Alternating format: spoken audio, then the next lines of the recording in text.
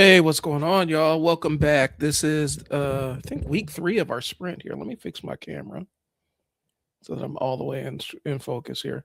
Okay.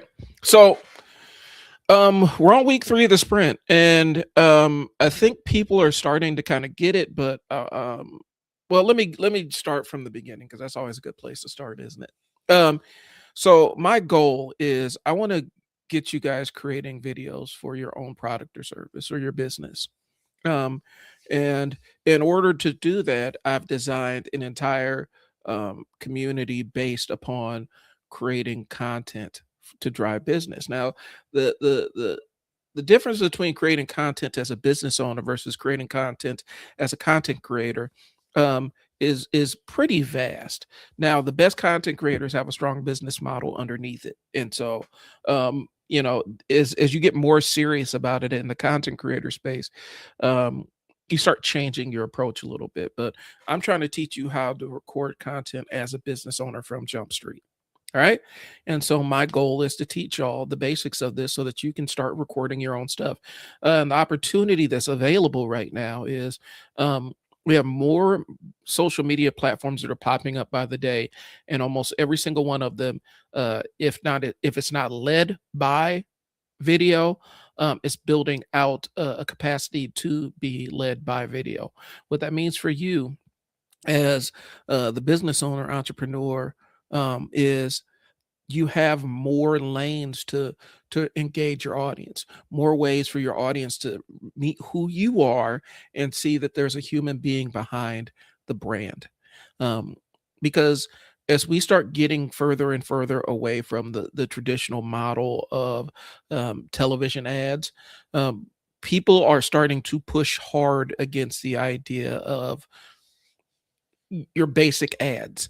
Like people are skipping them, they're not watching them, and these companies are spending all kinds of money to make cute, creative, engaging, funny, um, moving ads for products, and people don't want to see them.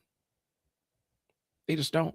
And so they spend all these millions of dollars bringing all these celebrities and everything, and more times than not, the commercial doesn't land. And they spend a lot of money on this creative, and the return isn't where it needs to be. The opportunity that these companies are seeing is the online space where you can do some more non-traditional um, advertising. You can do a little bit more non-traditional stuff and get outcomes. And when I mean non-traditional, it means more or less helping somebody solve a problem, um, giving tips, uh, giving them good information so that they can make an informed decision, and then presenting your product as the solution. Like, or just showing somebody using your product and getting the outcomes that they want without all the other stuff, all the other overhead that goes along with your traditional ad format. And so the opportunity is there. The reason why you guys need to start recording yourself is, if you're a business that's already on social media, that's a good thing.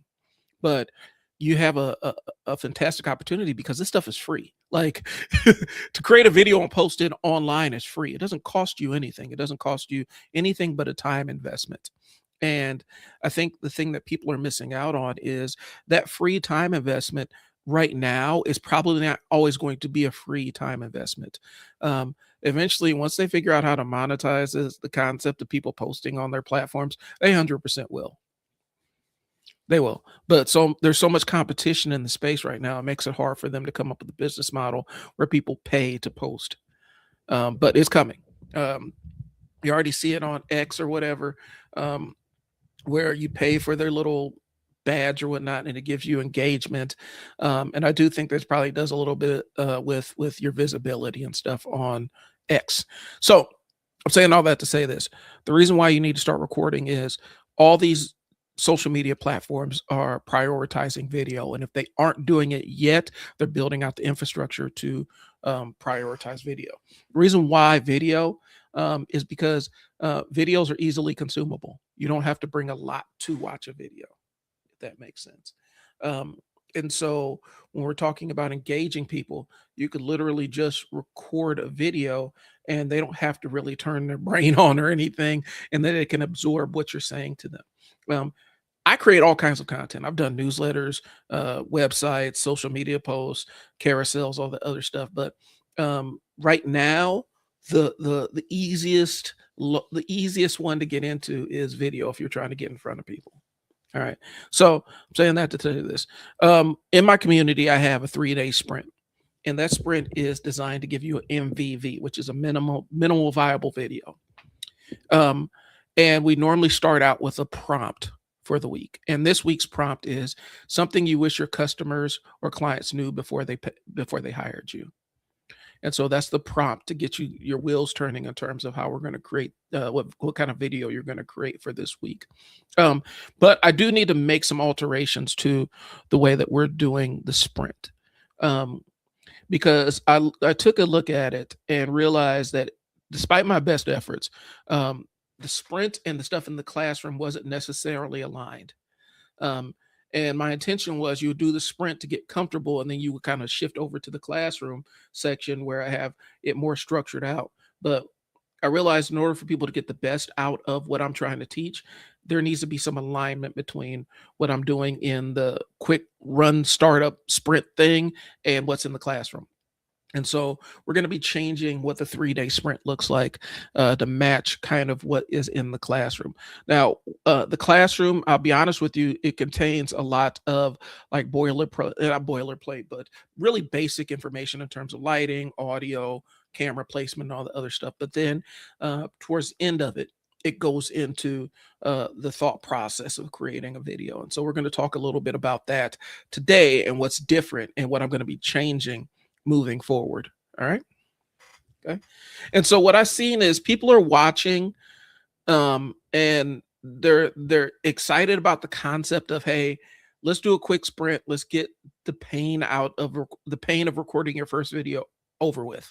Like they're excited about it, but people get fired up, and then as soon as it's time to start rolling forward, typically that's where it gets outweighed with doubt or overthinking and all the other stuff. And so I wanted to kind of change the way that we're doing this. I'm seeing hesitancy to post, and I don't think it's a motivation issue. I think people are excited about it. I'm putting it on myself where I'm wondering if there may have been some confusion to start out with. Okay. And so I'm restructuring some things. Okay.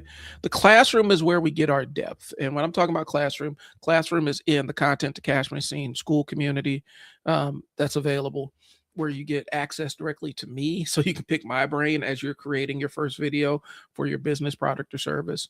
And so, but the classroom is really teaching lights, camera, sound, and then talking about how to record and then iterate on videos. Like, so you record it and then how you get better with each video. Okay. So the classroom provides depth, the sprint provides speed. What I wanted to do with the sprint is I wanted to get you recording as fast as possible without overthinking it. Because I think that's what happens on that front end. When people start thinking about, hey, I need to start recording stuff for my business, instantly you start thinking about camera specs, you start thinking about what kind of mics, you start thinking about light setups and all this other stuff that does not really matter. And so yes, the classroom provides that level of depth, but I want to get you start moving fast so that you can get your first couple of wins and actually get some reps in recording video that you post online. Okay. And so when depth and speed kind of blur together, that's when we start talking about overconsumption. Overconsumption is I'm gonna watch a bajillion more videos about this thing that I already kind of had the basic understanding on how to do. The only thing I'm missing is actually practically applying it. And you're not going to learn that by watching more videos. That doesn't happen. The only way you get that experience is actually going out and executing the thing. Okay. And what do I do today? It's not clear. Okay. And I wasn't too terribly clear on what we need to be doing as the first step, second step, third step. All right. So that's kind of where we're at. So the reframe, the classroom and sprint aren't the same thing. The classroom's more like the library. Okay. That's where you can get all the details of what we need to do to execute the thing. Okay. It's complete. It's always available. Okay. The sprint is the fast lane. This is our execution lane. The reason why I do a 3-day instead of a 5-day sprint is I realize that most people in 5-day sprints around day 3, they start checking out. So we're going to do a 3-day sprint to try to give you a quick win in terms of recording, video for your business and recording, um, more like a contentpreneur, how do you say it? Contentpreneur, as opposed to like a content creator, where you are a person utilizing social media and utilizing content for business as an entrepreneur. Okay.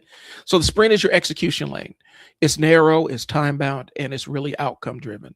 Um, I'm really not looking for perfection from these early videos, nor should you. Okay. This is about getting your reps in and getting the video up and posted and distributed. And the reality is, more times than not, the video that you like the least is going to be the one that wins for you. And that's just kind of the law of recording content on social media. Okay. So the sprint and the classroom serve different jobs and they have different rules. So what's changing is the content in the classroom is going to stay the same. Okay. We're gonna when I start planning revisions and stuff to the stuff I've recorded for the classroom, it's gonna take time. It's gonna be a feedback driven thing where I'm trying to make this product. I'm trying to whittle the product down and make it as usable to as many people as possible. Okay. Um, right now, the sprint is it kind of dictates what to watch, what to skip, what to do, and what done actually means. Okay. But it also is an opportunity for you to jump in and get a fast win. Okay. That's what it is. So the sprint outcome is this. I want you to leave with one non-negotiable result. Okay.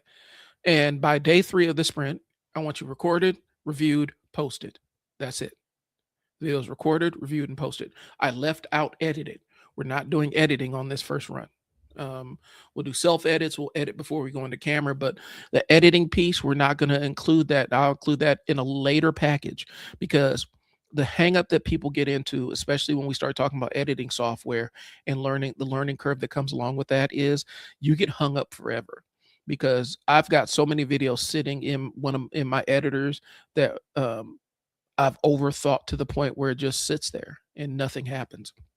Okay. Why are you talking to yourself? I mean, I'm not. So why are you talking to yourself? There we go. All right. I mean, one of the things is, I'm speaking like this is not just on YouTube. This is on my Facebook and my LinkedIn and stuff. Here's the thing though. The reality is, um, I'm recording content here. I'm trying to teach y'all. I'm showing y'all how this actually works. So I'm recording this, and this is going to be the video that we use for the weekly sprint to refer to. But there's also good information that I'm going to repurpose this video and use it across my social media. So even if I'm talking to an audience of one, I'm still creating it with the intention of utilizing it as a marketing asset. Like I said, the thing about it is when you start getting into the ego game of how many people are watching or on all the other stuff, you never end up creating something. You end up sitting on the sidelines, because more times than not, when you're first getting started, the algorithm is still trying to figure out who you are and what audience to serve your content to. So it is a matter of time. I mean, again, I'm not necessarily worried about all the views and everything. What I'm worried about is utilizing this video as a marketing asset moving forward. And so maybe that's what I'm teaching y'all how to do. Is what it is. So let me get back to my notes here. So again, sprint outcome, by day 3, recorded, reviewed, and posted. Okay. If you haven't posted, then the outcome of the sprint hasn't been realized. Right. So with the 3-day sprint, 3-day sprint is a guided path through the classroom.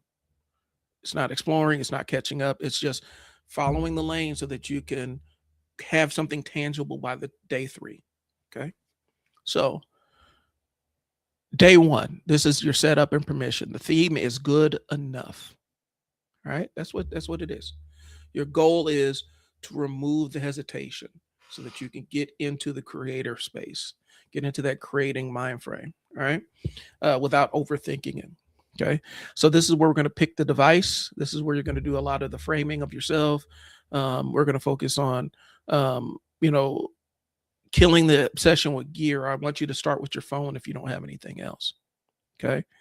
And we're going to lock in one setup that makes sense for you. All right.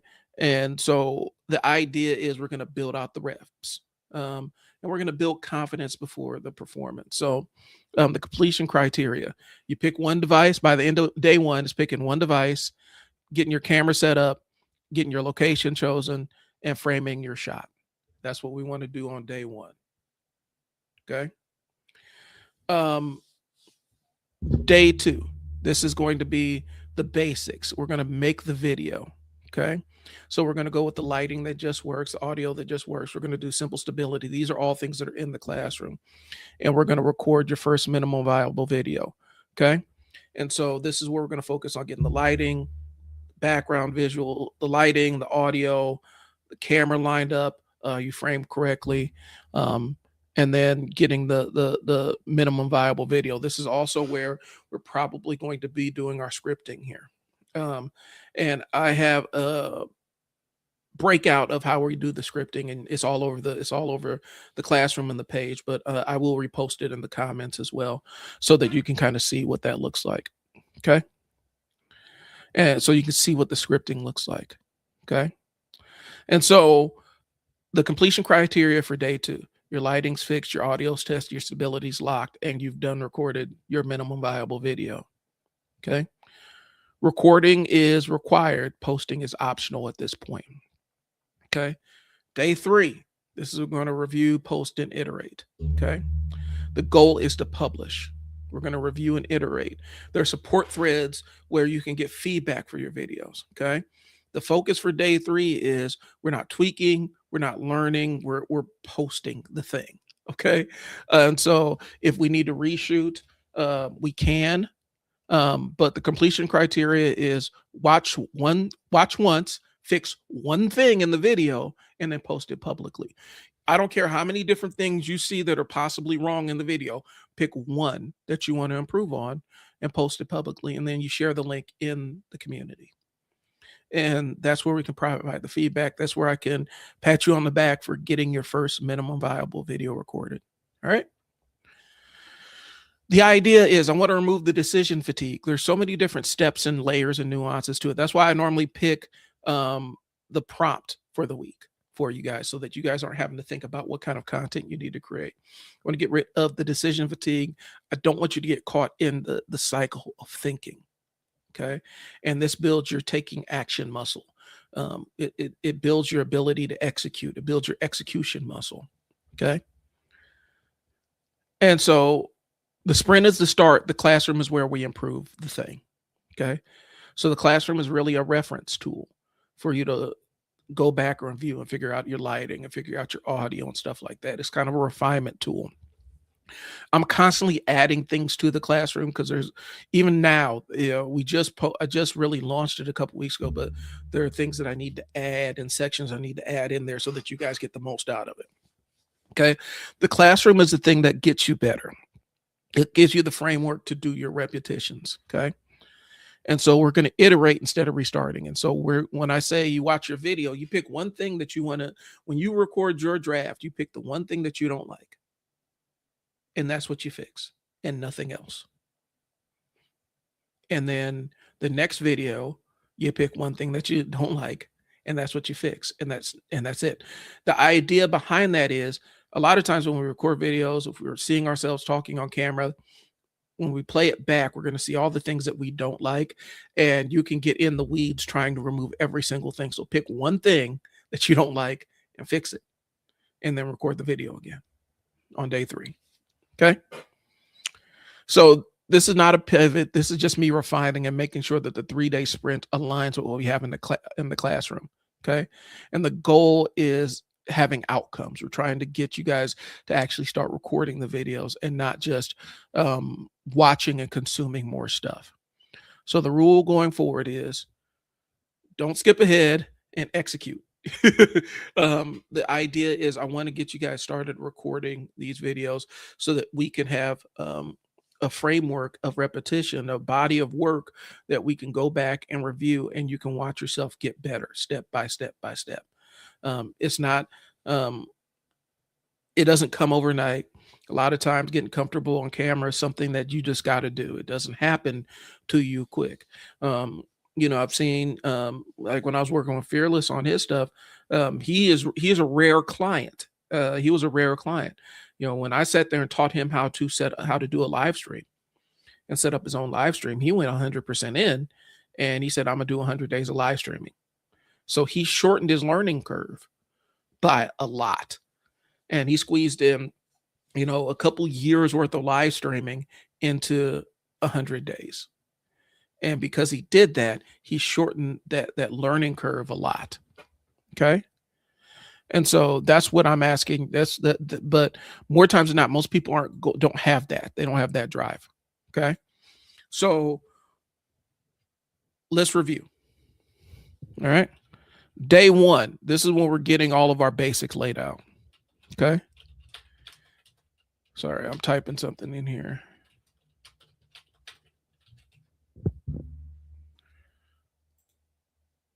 All right. Like I said, day one, this is where we're getting all of our basic stuff laid out. Okay. Day one is where we're really going to remove the hesitation. We're going to eliminate gear confusion, and we're going to establish good enough as the standard.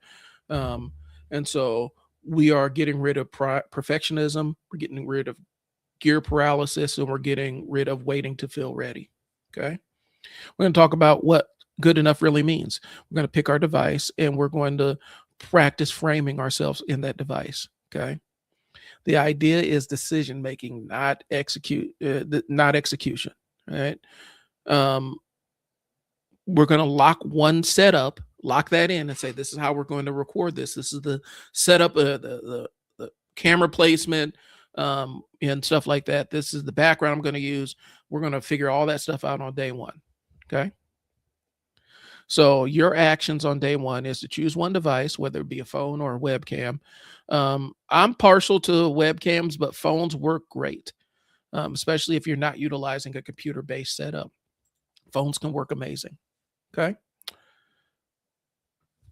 Excuse me. We're going to set the camera to it. So this is an important step that I kind of left out here. What I want you to do is, regardless of how advanced your camera is, pick 1080p 30 frames per second to start out with. That is kind of a universal standard across social media platforms. Yes, there's 4K content on social media platforms. Your eyes really can't tell when you're looking at it through a screen. Okay.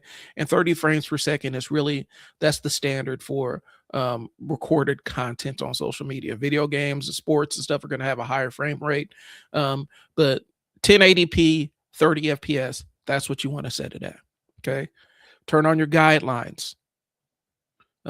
Make sure when you have your guidelines on, you're at the intersection of one of the top guidelines. So if it's laid out, and I can't even show you how it looks on this screen, but if we're utilizing the rule of thirds, position yourself at the intersection of one of the top lines at the top and one that's coming down. So right here.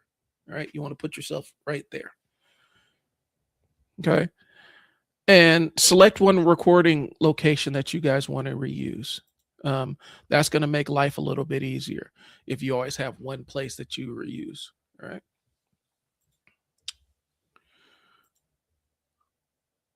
All right. What done looks like your setup's locked in. There's no more gear decisions. We're not recording yet. Okay. Day two, this is where we're going to create a usable video. All right. And so this is where we're going to be utilizing that prompt for the week to create our video. Hold on one second.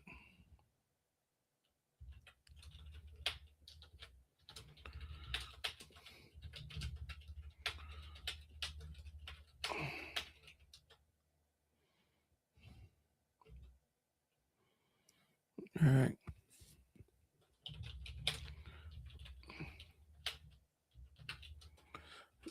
Day sprint. Sorry, I had to answer a question here. It popped up in the chat. So, but yeah, day two, this is where we're going to actually do a simple script for our video and record it. And so this is really what the goal is. We want to have our rough draft, or it could be our final draft if you really nail it. Okay. And so, but day two is about the execution. So this is moving from the setup side to where we're going to execute the thing. Okay. We're going to remove the concept of I don't know what to say and we'll record a complete minimum viable video. Right. So the primary problem solved on day two is we're getting rid of the blank page syndrome. I'm providing you the prompt to use. Okay. The prompt is going to be in the HPSA framework, with hook, point, story, action. Okay. So in that, and I think I'll explain that. I'll pull up my notes here so I can make sure that we're in congruence here.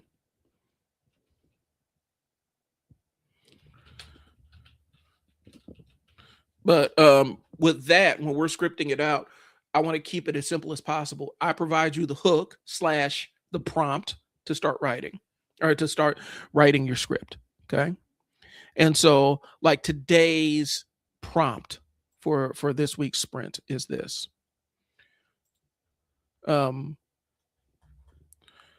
What's something that you wish your customers knew before they hired you? That's your prompt. That's your prompt. That's your hook for this week. When you're creating content, your hook is um, what's one thing that you wish your clients knew before they hired you. And I want you to kind of play around with that, make it fit your industry, make it fit what you're selling. What's one thing that you wish people knew before they came to you for your expertise? So that's your hook for this week. Okay. We're not writing a script. We're filling in bullet points under each section. Okay. A lot of times when it involves scripts, then we talk about memorizing scripts and all the other stuff. And that's where people get caught in the mud. Okay. And so we're going to go based on bullet points. And so with HPSA framework for day two, the hook is the function of the hook is to stop the scroll. That's what we're trying to do. And signal relevance immediately. Okay. That's what the concept is. What's one thing that you wish your clients knew before they hired you? We're stopping the scroll and we're giving relevance immediately. Okay. We're calling out to one specific problem. Speak directly to you. Okay. No intro, no credentials. This is one thing I wish my clients knew. Okay. And so this is kind of the thing where we're going to expand on it. We're going to talk about the question that tied in the frustration, direct statement naming the pain, pattern or interrupt related to the problem. These are all things that fit into the concept of what that hook does. And that's why I'm providing you the hook on the front end so you don't have to think about it.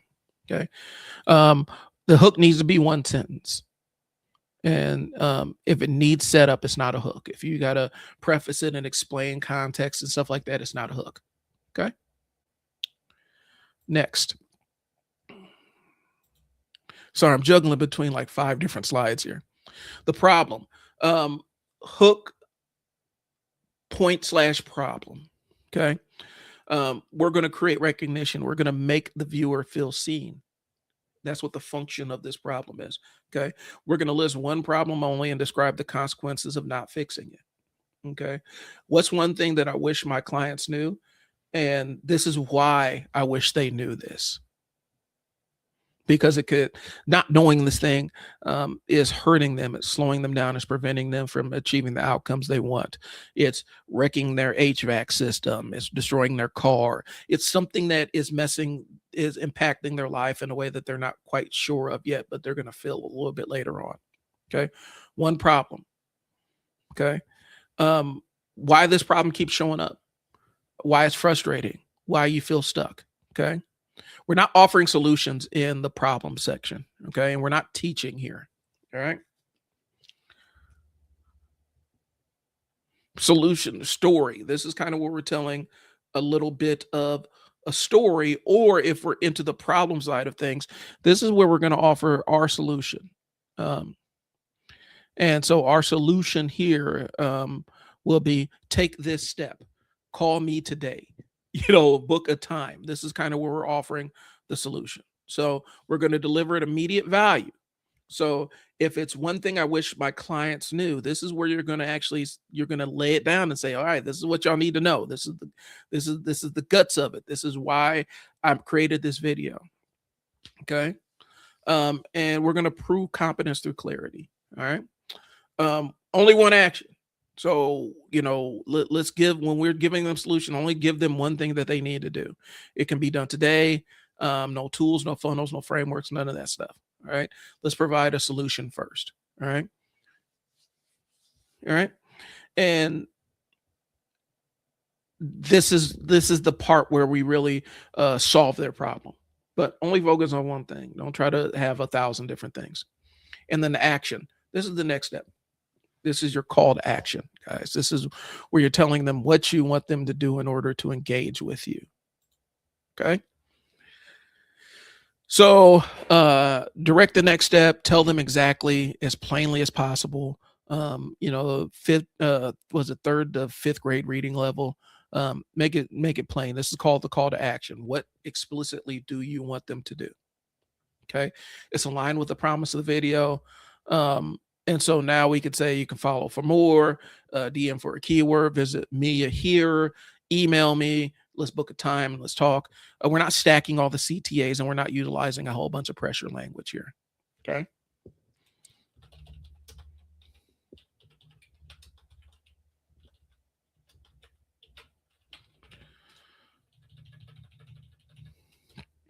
That's kind of what we're doing. All right. And so we did the hook problem solution action.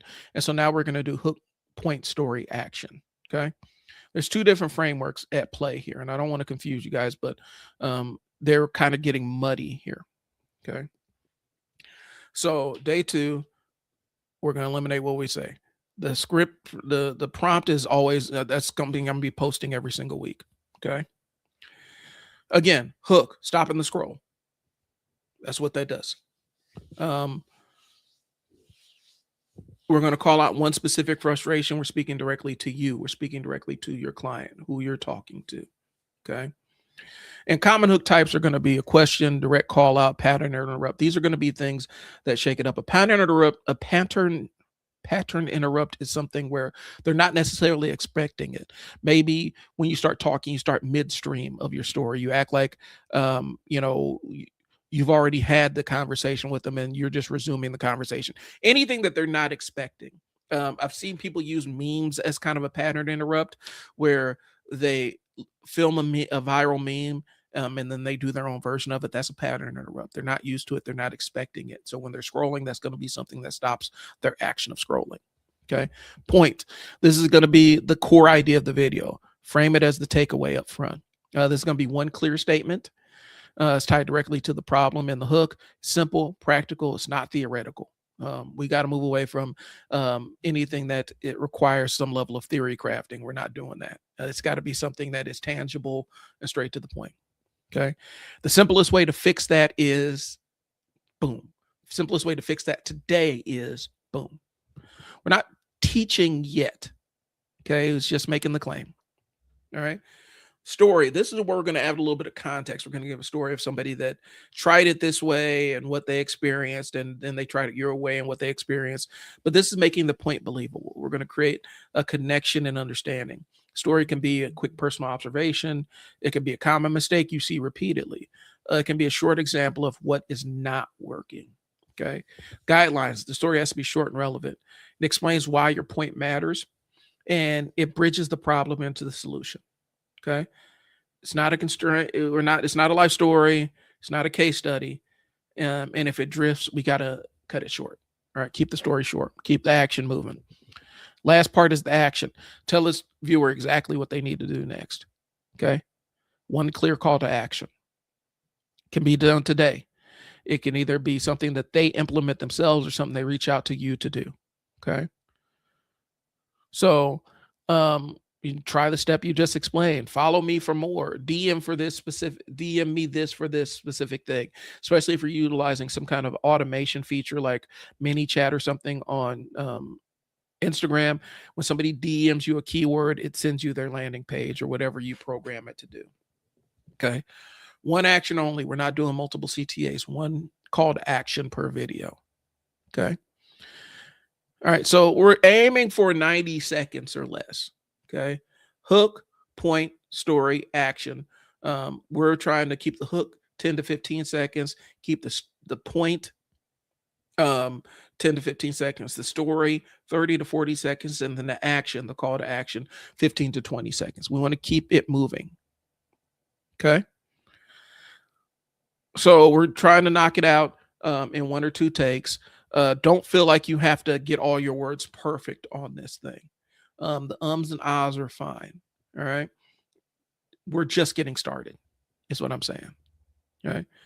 So day 2 is really about execution. All right. And so this is where we're doing a lot of our script writing and recording. Okay. Remember, the hook earns attention, the point earns trust, the story earns belief, and then the action earns momentum. I want you to keep that in mind. Okay. So we're moving on to day 3. And let me see if I have any questions in the chat before I get too far into this. Cool. So day 3 is where we're going to publish the video. And we're going to get used to being we're going to get used to being uncomfortable. This is where you post the video out there, and understand this: more times than not, when you post a video out there, majority of your audience is probably not going to see it. Okay, you're just getting past the discomfort of putting yourself out there. Okay, but get used to being uncomfortable. All right. We want to get used to the concept of leaning into the area of discomfort, and we're locking in momentum. Okay. We're not worried about perfectionism. We're getting rid of the fear of judgment, and we're not getting into these editing and recording loops. All right. We're not going to spend a lot of time revising the thing. We're going to get out something that is good enough and fire it out there. Okay. The mindset shift that y'all got to go through is it's done. Like once you record it and it's roughly where you want it, that's good enough. It doesn't need to be perfect. Okay. The reason why we want to do this is that's the most valuable point. That's the most valuable part of education is the execution piece. And we don't spend enough time executing. We spend too much time in the development or the learning phase. And more times than not, you can overlearn something to the point where you're expert on all elements of it except executing on it. That happens pretty frequently. Okay. So we're going to implement what I call the one thing rule. You're going to, after on this day, once you get your video, once you get your draft video, you're going to watch the video one time.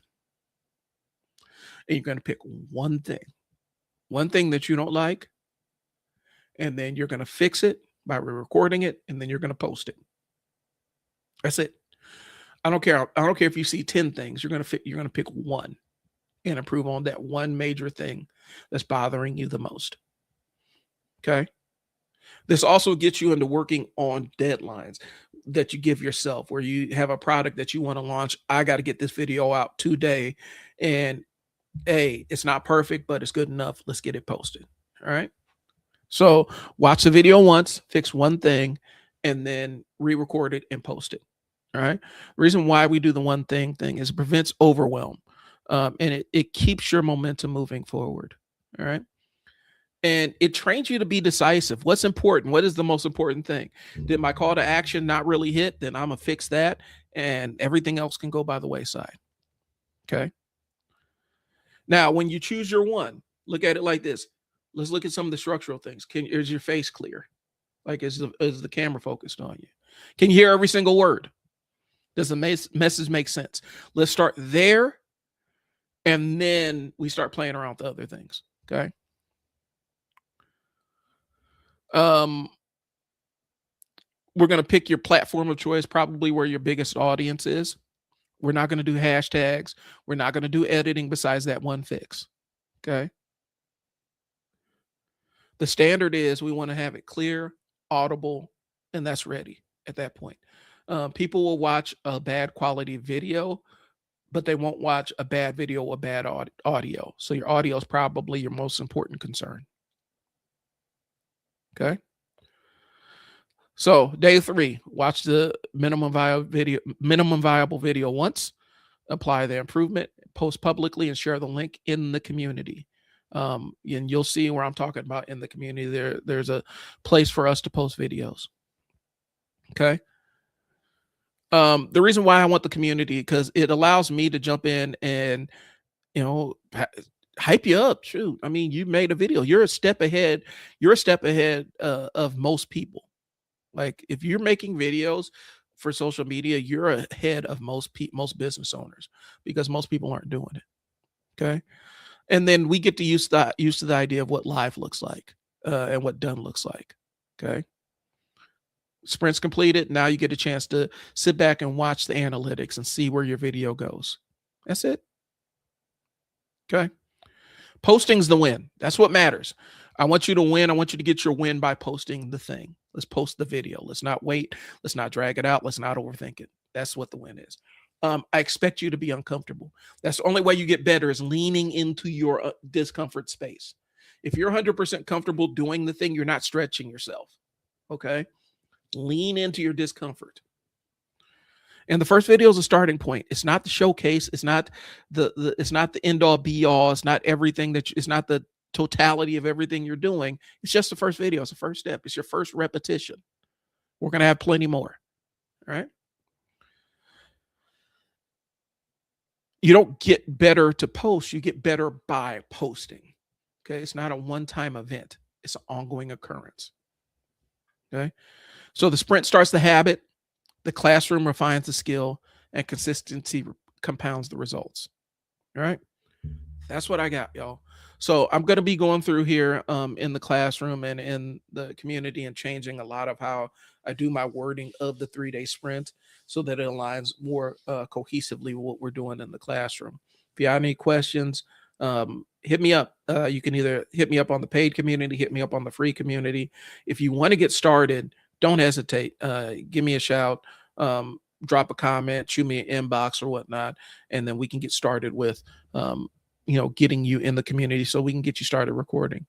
That's all I got, y'all. I do appreciate y'all's time. Thanks for tuning in. It's been Brian with Content to Cash Machine and Unstuck Sessions.